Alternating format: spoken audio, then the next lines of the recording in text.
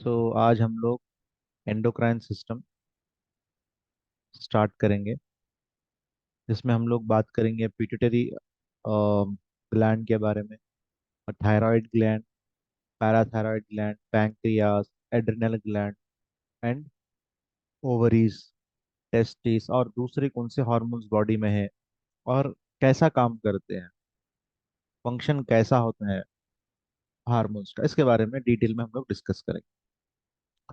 तो आइए देखते हैं।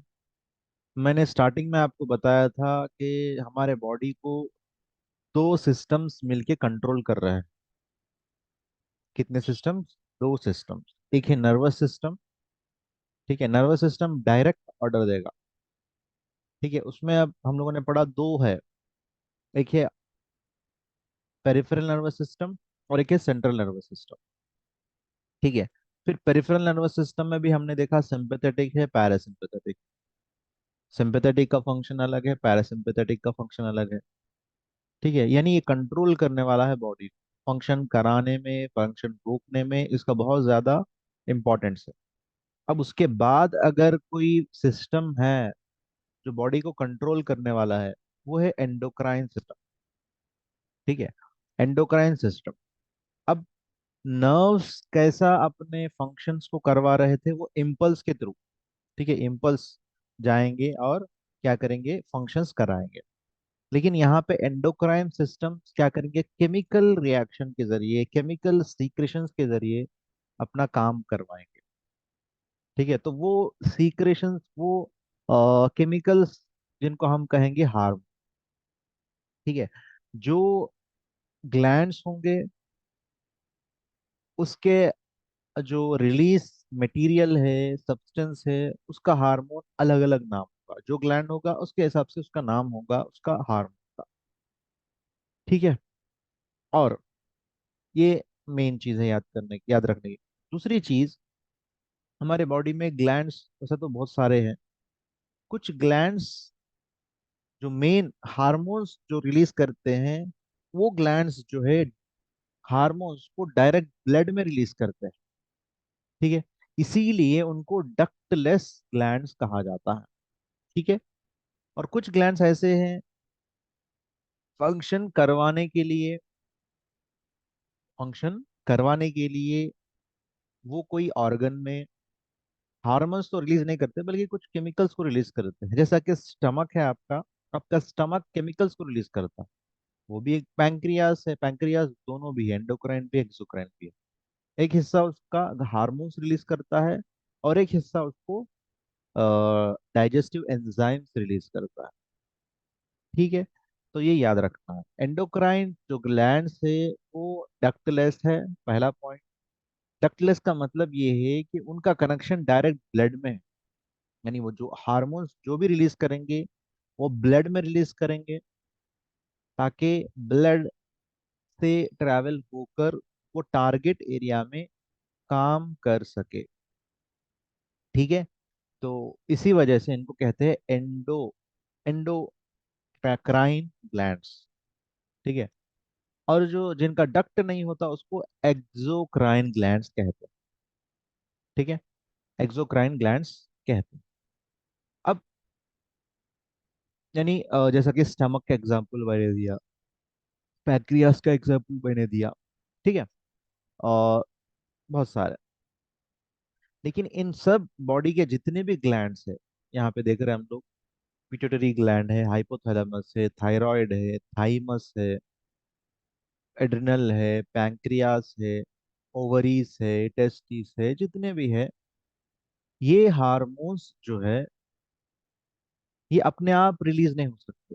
इनके ऊपर कोई मास्टर ग्लैंड है, वो मेनली ब्रेन में है, जिसको हम हाइपोथैलेमस और पिट्यूटरी ग्लैंड कहते हैं, ठीक है।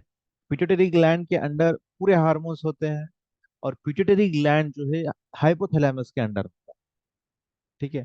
तो सबसे मास्टर ग्लैंड जो है हाइपोथैलेमस है, उसके बाद पिट्यूटरी है, ठीक है। उसके अंडर आपको पूरे ग्लैंड्स उसके अंडर होंगे। तो इसीलिए ब्रेन में कोई भी डिस्टरबेंस होगा तो अनफॉर्चुनेटली दूसरे ग्लैंड्स पे भी डिस्टरबेंस होगा, क्योंकि पूरे इंटरकनेक्टेड है एक दूसरे से।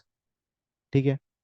मोस्टली स्लीप स्लीप के डिस्टरबेंस होने से ब्रेन में जो ग्लैंड्स है वो डिस्टर्ब होंगे। वो डिस्टर्ब होंगे, जो मास्टर ग्लैंड है, मास्टर ही डिस्टर्ब है, तो स्टूडेंट को क्या एजुकेशन मिलेगा? स्टूडेंट्स कैसा उसको फॉलो अप करेंगे? तो यहाँ पर मास्टर ग्लैंड अगर खराब होगा, वो हेल्दी नहीं होगा, तो दूसरे ग्लैंड्स भी अफेक्ट होंगे। तो ये बात याद रखने वाली है। पूरी पैराग्राफ में यही चीज दिया गया। आखिरी में इंपॉर्टेंट बात यहाँ पे ये है कि हमारे जो बॉडी में वो है पीएच लेवल। ये पीएच लेवल को मेंटेन करने का काम भी हार्मोन्स के जरिए से होता है। बॉडी में अगर पीएच लेवल 7.4 होगा तो नॉर्मल होगा। इसको मेंटेन करने का काम भी हार्मोन्स करते हैं। ठीक है। अब इसके अंदर, हार्मोन्स के अंदर ऐसा क्या है? ठीक है। इसके अंदर है तीन चीजें: एमाइंस, प्रोटीन्स एंड स्टेरॉइड्स। ठीक है। ये केमिकल्स हैं। ठीक है। मगर ये नेचुरल केमिकल्स है जो बॉडी सीक्रेट कर रही है। ठीक है। हार्मोन्स के अंदर केमिकल्स है, क्या है कि एमाइंस, प्रोटीन्स, स्टेरॉइड्स। एमाइंस, कुछ एमाइंस रिलीज करते हैं, जैसा कि आपको देखने को मिलेगा थायराइड। थायराइड ग्लैंड क्या करेंगे? एमाइंस रिलीज करेंगे, जैसे थायरॉक्सिन है, ये एमाइंस है। ठीक है, जिसको थायराइड ग्लैंड रिलीज करेगा। या फिर एड्रेनल ग्लैंड है, एपिनेफ्रिन, नॉन एपिनेफ्रिन है, ये एमाइंस है। एमाइंस का मतलब ये है, इनका जो स्ट्रक्चर है सिंपल है। ठीक है। केमिकल्स, केमिस्ट्री में ये चीज आती है तो ज्यादा हम डीप में नहीं जाएंगे, बल्कि इतना समझेंगे जिनका स्ट्रक्चर सिंपल है, वो एमाइंस है। एमाइंस रिलीज करने वाले दो ऑर्गन्स है, आपका थायराइड और आपका एड्रेनल ग्लैंड। थायराइड क्या रिलीज कर रहा? थायरॉक्सिन। एड्रेनल ग्लैंड क्या रिलीज कर रहा? Epinephrine, non epinephrine. Simple. Next है प्रोटीन। ठीक है। प्रोटीन मतलब क्या है? थोड़ा ये कॉम्प्लेक्स है, दिखने में कैसा दिखता है? Complex chains of amino acids है। ठीक है।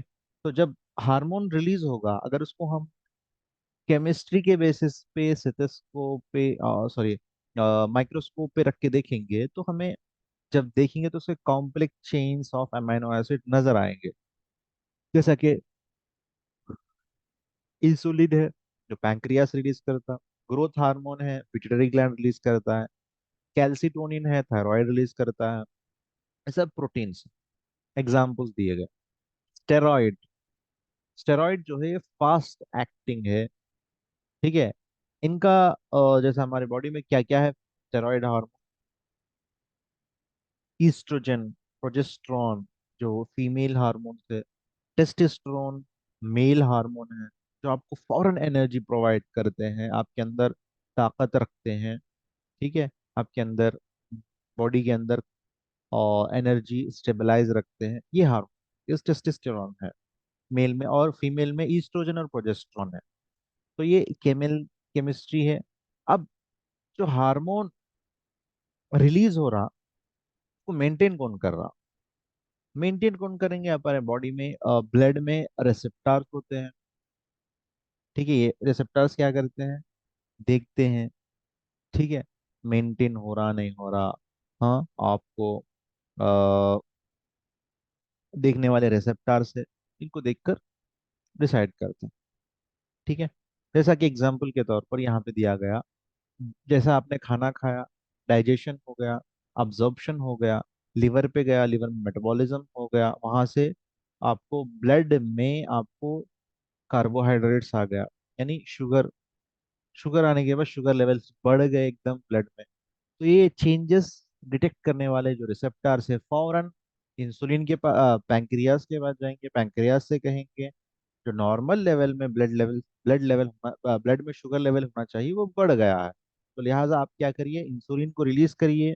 इंसुलिन क्या करेगा? वो जितना भी शुगर है, लेवल बढ़ा हुआ है, उसको लो में लाने के लिए, यानी मीडियम लाने के लिए, उसको क्या करेगा? सेल्स को दे देगा, सेल्स को डिस्ट्रीब्यूट करेगा, चलो भाई आप इसको एनर्जी बनाइए और अपने पास स्टोर करिए, जब भी जरूरत है यूज करिए। ठीक है। तो इस तरह हमारे बॉडी में हार्मोन्स का मेंटेनेंस होगा। फिर जैसा ही शुगर लेवल कम होगा, बहुत कम होगा, तो आपको कमजोरी आएगी, फिर आप खाना खाएंगे, फिर शुगर लेवल बढ़ेगा एक लेवल, एक मेंटेनेंस में। जैसा ही बढ़ेगा तो फिर इंसुलिन को ऑर्डर होगा, इंसुलिन साहब, सॉरी पैंक्रियास इंसुलिन रिलीज करेंगे, और सेल्स उसको यूटिलाइज करेंगे। तो इस तरह ये हमारे बॉडी में फंक्शन चलता है, जिसको हम positive feedback mechanism, negative feedback mechanism कहते हैं। ठीक है। तो ये और भी एग्जाम्पल्स है, ये एक एग्जाम्पल्स हमारे लिए काफी है। अब हम यहाँ से ग्लैंड्स के बारे में डिस्कस करेंगे।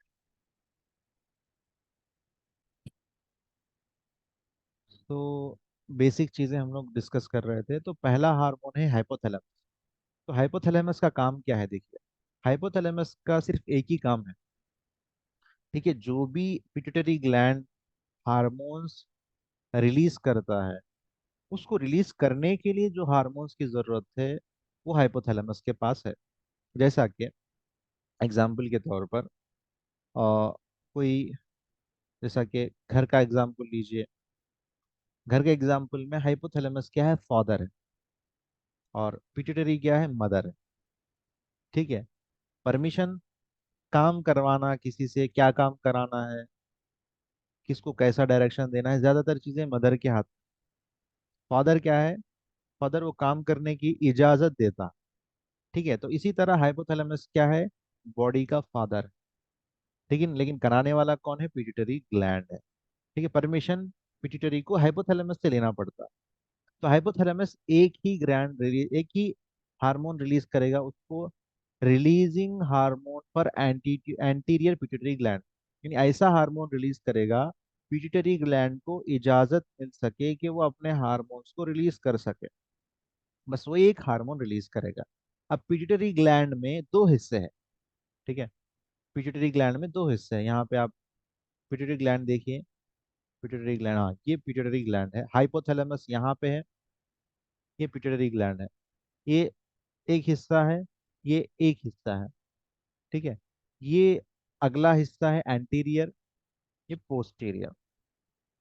ठीक है, पोस्टीरियर अलग हार्मोन्स को रिलीज करता है, और एंटीरियर अलग हार्मोन्स को रिलीज करता है।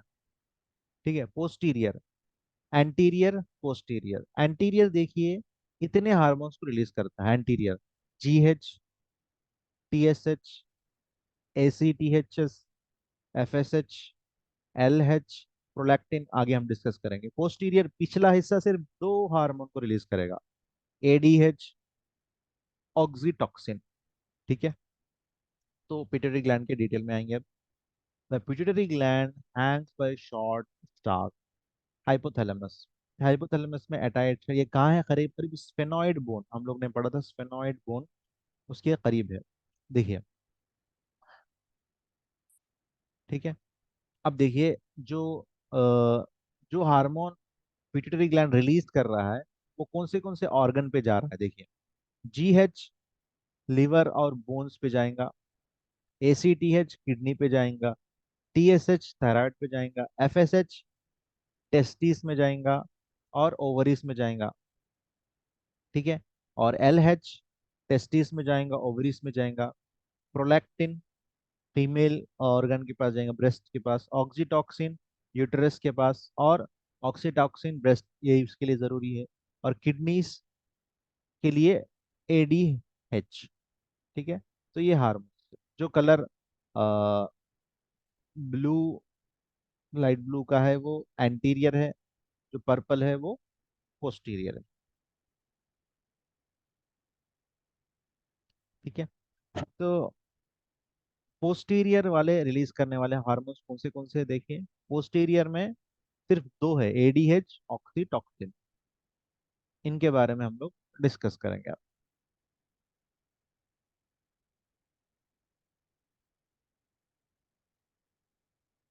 देखिए, पोस्टीरियर पिछला हिस्सा जो है ना पिट्यूटरी ग्लैंड का, वो दो हार्मोन को रिलीज करेगा। एक है एडीएच, एडीएच को वैसोप्रेसिन भी कहेंगे। इसका एडीएच का फुल फॉर्म क्या है, एंटी डायूरेटिक हार्मोन।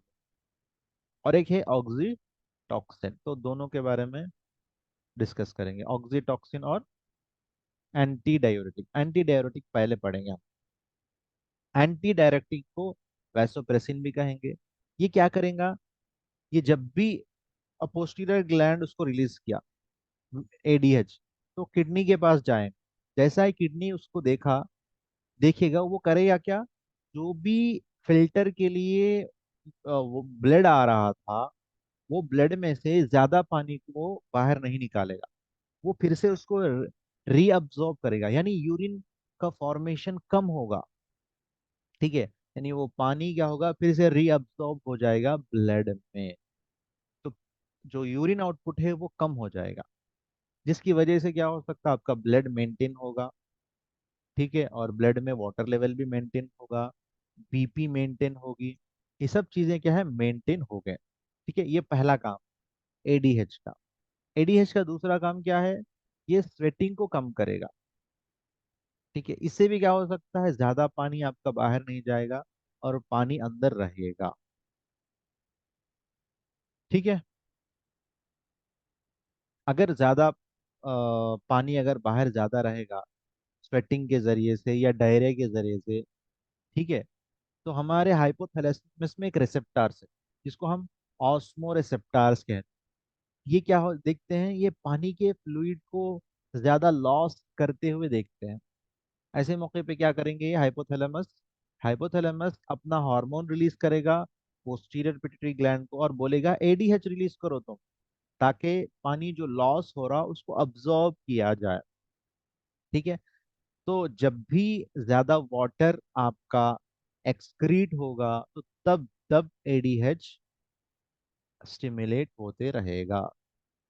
ठीक है, ताकि बॉडी के लॉस, वाटर लॉस को बचाया जाए। ठीक है, तो ये चीज इसका फंक्शन।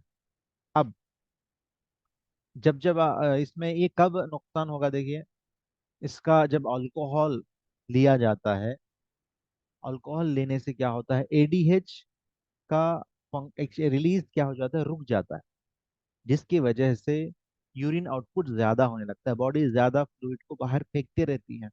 तो इसकी वजह से क्या है, जो भी अल्कोहल लेते हैं ज्यादा पानी की प्यास लगती है उनको।